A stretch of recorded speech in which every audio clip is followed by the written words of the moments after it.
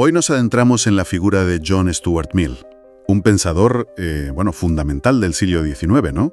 Clave para entender el liberalismo, el utilitarismo y muchas cosas más. Desde luego, una figura con unas ideas que la verdad siguen dando que pensar hoy en día. Tenemos aquí varios textos, extractos de su vida, de sus obras, sobre la libertad, el utilitarismo, claro, análisis de su pensamiento. Sí, un buen material para intentar entenderlo a fondo. Eso es. La idea es un poco desgranar lo esencial de Mill a partir de esto. Entender cómo esa educación tan peculiar que tuvo, esa crisis personal tan fuerte, Sí. cómo todo eso le llevó a defender sus ideas sobre la libertad, la felicidad, la igualdad. Vaya, ¿por qué sigue siendo tan relevante? Pues sí, un buen reto. Vamos a ello. Empecemos por el principio, por su infancia. Los papeles hablan de un experimento intelectual casi sin precedentes. Sí. Su padre, James Mill, que era discípulo de Bentham, se propuso crear un genio, tal cual. Y se lo tomó en serio, ¿eh? Griego a los 3 años. Imagínate. Latín a los 8. A esa edad dicen que ya leía a Heródoto, a Platón, en griego y latín originales. Una barbaridad. Y antes de los 14 ya controlaba lógica, economía política, Smith, Ricardo. El objetivo era clarísimo, formar al sucesor de Bentham, ¿no? Un líder para la causa utilitarista. Exacto. Y para eso lo aisló. Nada de juegos con otros niños, nada de una infancia normal. Todo centrado en la razón pura, el empirismo. Los textos también mencionan cosas más duras, ¿no? Recuerdos de su padre tratando mal a la familia. Una educación basada en el miedo, no en el cariño. Sí, eso también está ahí. Una figura paterna muy, muy severa. Y claro, tanto experimento racional acaba pasando factura. Totalmente. Es que es fascinante cómo esa formación tan deshumanizada, podríamos decir, le lleva de cabeza a una crisis nerviosa, a una depresión profunda, con unos 20 años. Él mismo lo cuenta en su autobiografía, ¿verdad? Sí, y de forma muy honesta. Se preguntó si conseguir esa sociedad utilitarista perfecta le haría feliz. Y la respuesta que sintió fue un no rotundo, un vacío total. Qué curioso que esa crisis fuera casi lo que le salvó intelectualmente. Exacto, paradójicamente. Sí, le obligó a replantearse todo, a valorar las emociones, el arte, la poesía de Wordsworth, por ejemplo. Le ayudó mucho. Descubrió la importancia de la sensibilidad, del desarrollo del carácter, algo que su educación había ignorado por completo. O sea que la máquina empezó a sentir, digamos. Justo. Y dicen que un pasaje de las memorias de Marmontel sobre la muerte de su padre y cómo le afectó, le hizo clic. Le ayudó a reconectar con sus propias emociones y a empezar a salir del pozo. ¡Qué historia! Y en medio de todo ese cambio, de esa apertura, aparece Harriet Taylor. Figura clave. Todas las fuentes lo destacan. Primero amiga, luego esposa. Su influencia en el pensamiento de Mill fue enorme. Sobre todo en temas de justicia social, ¿no? Y de igualdad de género especialmente. Sí. Parece que ella le abrió mucho los ojos en ese sentido. Él mismo lo reconoce. La dedicatoria de Sobre la libertad es impresionante. Habla de ella casi como si fuera coautora. Y después de la muerte de Harriet, siguió colaborando con la hija de ella, Helen Taylor. Eso es. Durante muchos años. Así que esa influencia femenina en su obra fue constante. No se entiende al Mill maduro sin ellas, la verdad. Vale. Hablemos entonces de cómo aborda él el utilitarismo, esa herencia de Bentham y de su padre. Pues parte de la base benthamita, claro. La acción correcta es la que produce la mayor felicidad para el mayor número de personas. La moralidad se mide por las consecuencias. Su padre le había inculcado esa misión de ser un reformador del mundo. Sí, pero aquí Mill le da una vuelta de tuerca fundamental, y es la distinción cualitativa entre placeres. Esto es importantísimo. Ah, claro. No todos los placeres valen lo mismo. Exacto. Bentham parecía ponerlos todos al mismo nivel, solo importaba la cantidad. Mill dice, no, hay placeres superiores, que son los intelectuales, los morales, los estéticos, y placeres inferiores, los meramente físicos, digamos. Y eso era una forma de responder a las críticas, ¿no? De que el utilitarismo era una filosofía un poco básica. Justo, contra la idea de que era una filosofía para cerdos. De ahí viene esa frase tan famosa suya. La de, es mejor ser un ser humano insatisfecho que un cerdo satisfecho. Mejor ser Sócrates insatisfecho que un necio satisfecho. Exacto. Le da una dimensión mucho más elevada al concepto de felicidad. Claro, porque eso implica que una sociedad buena no solo busca que la gente coma y esté cómoda. Implica que debe fomentar la educación, la cultura, el pensamiento crítico, todo lo que alimenta esos placeres superiores. Es una visión más rica de lo que significa ser feliz. Y también introduce algo sobre la virtud, ¿verdad? Que puede llegar a desearse por sí misma. Sí, dice que aunque al principio busquemos la virtud como un medio para ser felices, con el tiempo podemos llegar a amarla por sí misma y se convierte en parte de nuestra propia felicidad, un fin en sí misma, digamos. Interesante. ¿Y qué hay de la moralidad de las acciones? ¿Importa la intención o solo el resultado? A ver, aquí Mills es bastante claro, según leemos. Para juzgar si una acción es correcta o incorrecta, lo que cuenta son las consecuencias, si produce felicidad o no. El motivo, la intención de la persona, no cambia eso. Pero sí influye en cómo vemos a la persona, ¿no? Exacto. El motivo es clave para valorar el carácter de la gente, de quien actúa. No es lo mismo hacer el bien por compasión que por buscar una recompensa, aunque el resultado sea el mismo. La intención sí cuenta para juzgar a la persona. Entiendo. Y también dice algo práctico, que la mayoría de las buenas acciones no buscan salvar el mundo. Claro, buscan la felicidad de personas concretas, de nuestro entorno. Y eso, sumado, contribuye al bien general.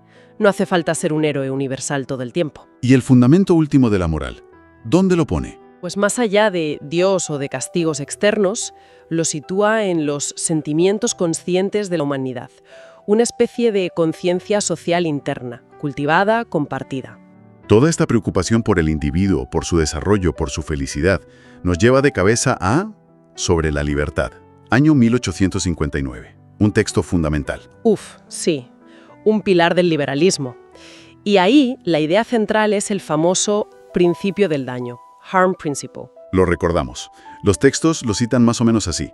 La única razón legítima para usar el poder sobre alguien contra su voluntad es para evitar que dañe a otros. Exacto. Su propio bien, ya sea físico o moral, no es excusa suficiente para obligarle a hacer o dejar de hacer algo, si no perjudica a nadie más. El individuo es soberano sobre sí mismo, sobre su cuerpo y su mente. Esa es la frase clave. Potentísima. Una defensa radical de la autonomía individual. Y esto se aplica de forma crucial a la libertad de pensamiento y de expresión. Totalmente. Y aquí Mill es brillante. Argumenta que hay que permitir todas las opiniones, incluso las que creemos falsas. ¿Por qué? Pues por varias razones. A ver. Si la opinión es verdadera, silenciarla nos priva de conocer la verdad. Obvio. Si es falsa, dice Mill, su discusión nos ayuda a entender mejor por qué nuestra propia opinión es verdadera, la reafirma, la hace más viva. O sea que hasta el error tiene su utilidad. Exacto.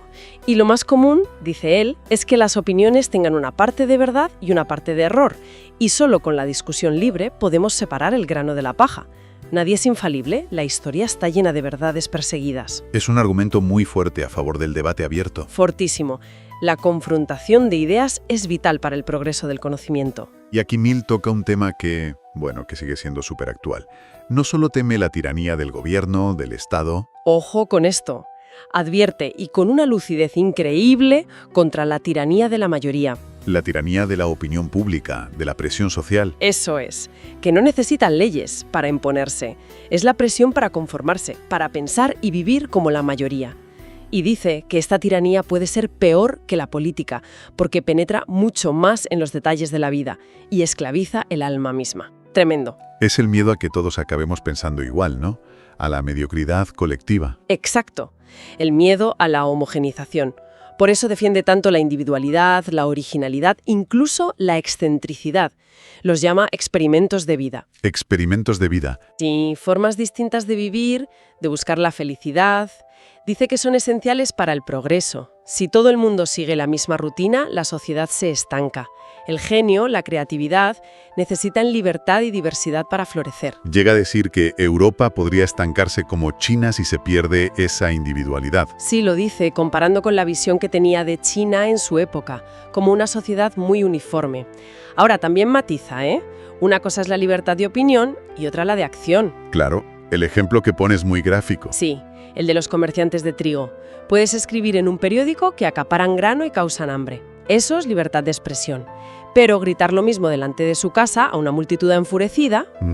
Eso ya es incitar al daño y se puede restringir. Hay un límite. Exacto. El límite es el daño a otros. Esta idea de proteger a las minorías, al individuo, frente a la mayoría, la desarrolla más en su libro sobre el gobierno representativo, ¿no? Sí, en Consideraciones sobre el gobierno representativo, de 1861. Ahí analiza los peligros de la democracia, justamente el riesgo de que la mayoría aplaste a las minorías. Y propone soluciones, como la representación proporcional. Eso es, para asegurar que las minorías tengan voz. Y también insiste muchísimo en la necesidad de la educación cívica. No basta con votar, la gente tiene que estar formada, entender los asuntos públicos. Busca un equilibrio, digamos, entre la participación popular y la competencia de los que gobiernan. Vale. ¿Y en economía? Porque también tiene unos principios de economía política que fueron muy influyentes. Muchísimo. Fue el manual de referencia durante décadas. Y ahí vemos otra vez esa mezcla suya tan característica. Parte de la economía clásica de Smith y Ricardo, pero con un fuerte componente reformista. Defiende el libre mercado, pero no a ciegas. No, para nada. Acepta que el Estado tiene que intervenir en ciertos casos, para corregir desigualdades, para proteger a los trabajadores, para invertir en bienes públicos. Y aquí es clave una distinción que hace. ¿Cuál? Entre las leyes de la producción de riqueza y las leyes de la distribución. Las de producción, dice, son casi como leyes físicas. Dependen de la naturaleza, de la tecnología, son difíciles de cambiar. Como la ley de rendimientos decrecientes, por ejemplo. Eso es. Pero las leyes de la distribución de esa riqueza, cómo se reparte entre salarios, beneficios, rentas, dependen de las instituciones humanas, de las leyes, de las costumbres, y esas sí se pueden y se deben cambiar. Ah, eso abre la puerta a la reforma social. Claro, abre la puerta a buscar una distribución más justa. Por eso, Mill propone cosas como impuestos sobre las herencias para limitar la acumulación de riqueza y fomentar la igualdad de oportunidades. También apoya la inversión pública en educación, sanidad. Sí, y algo muy interesante, apoya las cooperativas de trabajadores. Veía en ellas una forma de superar el conflicto entre capital y trabajo, donde los propios trabajadores fueran dueños y gestores de las empresas. O sea, que se distancia bastante del laissez-faire puro y duro. Mucho. Los textos incluso dicen que llegó a llamarse a sí mismo socialista, pero en un sentido muy particular. ¿En qué sentido? En el sentido de que rechazaba la idea de que la pobreza fuera inevitable. Creía que era un fallo de los arreglos sociales y que la sociedad tenía la obligación de buscar soluciones. Era un socialismo ético y reformista, digamos. Pero tenía sus reservas con el socialismo de la época, ¿no? Sí, su principal miedo era que eliminara la competencia, que él veía como un motor esencial de progreso y eficiencia. Su ideal parecía más bien una sociedad con igualdad de oportunidades, meritocracia, y donde las cooperativas fueran ganando terreno por su propia valía, no por imposición estatal. Creía en la evolución gradual, no en la revolución. Entendido. Pasemos a otro frente donde Mill fue realmente un pionero, el feminismo. Su libro La subyugación de las mujeres es de 1869. Uf, sí. Una obra absolutamente rompedora para su tiempo. Los análisis coinciden. Es un texto fundacional del feminismo liberal. Argumenta a favor de la igualdad total, ¿no? Legal, social. Total. Con una lógica demoledora. Dice que la subordinación de las mujeres es una reliquia irracional del pasado, basada solo en la costumbre y la fuerza, no en la razón. Y que es un desperdicio enorme para la sociedad, porque se priva del talento y la contribución de la mitad de la población. Defiende el voto femenino, el acceso a la educación, a cualquier trabajo. Todo. Igualdad en el matrimonio, derecho a la propiedad. Consideraba que la desigualdad no solo era injusta para las mujeres, sino perjudicial para el progreso de toda la humanidad. Y aquí la influencia de Harriet Taylor es innegable, claro. Evidentísima. Se nota en cada página casi. Y esta lucha por la igualdad no se quedó solo en el género, también fue muy firme contra la esclavitud. Muy firme. Apoyó al norte en la Guerra Civil de Estados Unidos y tuvo debates públicos muy sonados contra las ideas racistas de gente como Thomas Carlyle. En la famosa Negro Question. Exacto. Defendía la igualdad esencial de todas las razas. Y después de la guerra abogó por medidas concretas para integrar a los esclavos liberados. ¿Cómo cuáles? Pues según su correspondencia, apoyaba la idea de darles tierras, lo de 40 acres y una mula, y, sobre todo, acceso universal a la educación. Creía que era la clave para que pudieran demostrar su valía y alcanzar la igualdad real. Ya casi para terminar, no podemos olvidar su faceta de lógico y filósofo del conocimiento. Su sistema de lógica fue una obra enorme. Monumental, sí, de 1843. Ahí sigue la tradición empirista británica. Locke, Hume. Todo conocimiento viene de la experiencia sensible. No hay ideas innatas. Incluso las matemáticas, dice él. Sí, incluso las verdades matemáticas para él derivan en última instancia de la experiencia, de la observación de regularidades en el mundo. Es un empirismo radical. Y en ese libro desarrolla sus famosos cánones de Mill. Exacto. Son métodos para razonar sobre causas y efectos a partir de la observación. El método de la concordancia, el de la diferencia, el de variaciones concomitantes. Buscaba darle a las ciencias sociales, a la ética, un fundamento tan sólido, tan científico, como el de las ciencias naturales. Rechazaba el intuicionismo, ¿no? La idea de que sabemos cosas por pura intuición. Totalmente. Para él, la única fuente válida de conocimiento era la experiencia y la inducción a partir de ella. Y también introduce ideas interesantes sobre la complejidad, ¿sabes? ¿Cómo cuáles? La idea de que a veces en sistemas complejos, pone el ejemplo de la química, pero piensa en la sociedad, el resultado no es solo la suma de las partes. Pueden surgir propiedades nuevas, emergentes, que no se podían predecir simplemente conociendo los componentes iniciales. Una idea muy moderna, en realidad. Bueno, hemos hecho un buen recorrido, ¿eh? Desde esa educación brutal y la crisis que lo humanizó, Sí. pasando por su forma de entender el utilitarismo, valorando la calidad de la felicidad. Su defensa apasionada de la libertad individual contra el Estado, pero también contra la presión social. Y su lucha pionera por la igualdad de género, por la justicia social. Un pensador completísimo y con una influencia brutal que llega hasta hoy. Es imposible entender el liberalismo moderno, el feminismo, muchos debates éticos y políticos sin pasar por Mill. Sus ideas sobre la individualidad, el conformismo, los límites del poder, esa búsqueda de una felicidad más plena, siguen siendo herramientas súper útiles para pensar nuestro propio mundo, ¿no crees? Totalmente de acuerdo. Sigue siendo increíblemente relevante. Un clásico en el mejor sentido de la palabra. Y para terminar, quizá una pregunta te nos deja Mill flotando. En esta época nuestra de redes sociales, de polarización, de tanta presión para opinar rápido y en bloque, ¿cómo hacemos para seguir su consejo? ¿Cómo cultivamos nuestra propia individualidad, nuestro propio pensamiento?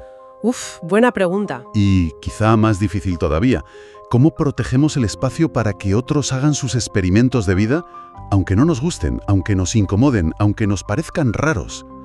Ahí lo dejamos. Ahí queda esa reflexión. Muy necesaria, creo yo.